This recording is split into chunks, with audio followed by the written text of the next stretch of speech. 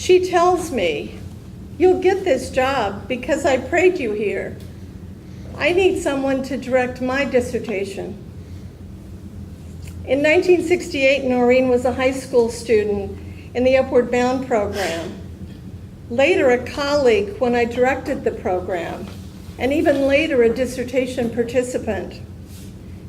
Noreen and I co-direct the Hopi Teachers for Hopi Schools program, as Guy Sinise and me co-direct Noreen's storytelling dissertation.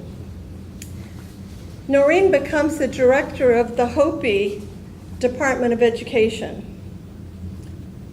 Guy and I also partner with the Navajo Nation to create the Achini Ba for the Children Teacher Education Program. Two of our students are the daughters of Cheryl and Andrew Singer, high school teachers on the reservation who had been Upward Bound students and participants in my dissertation.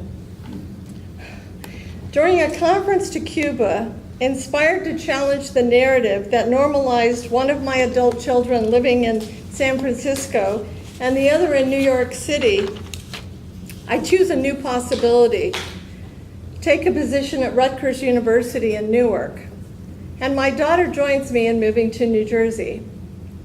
The department administrative assistant, an African-American woman who is also a part-time preacher, tells me she prayed me here. These are the things you can only tell in stories. Today, my teaching includes ontological inquiry. I review the death of my sister when I was 8 years old. My mother says she died because she was perfect. In my mother's Mormonism, life is about perfecting a self. My sister accomplished this by the age of 3.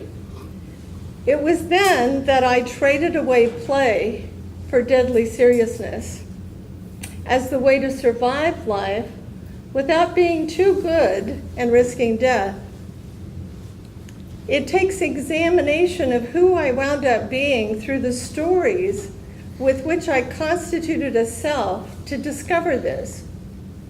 For nearly 50 years, I wondered, who was that happy, playful 6-year-old girl in the family movies? It is this girl who was unsettled with Terry's humor and playful banter. Terry captured my attention and still demands that I explore hidden assumptions. Those with whom I work are enriched by his influence. Some still do join his storytelling legacy.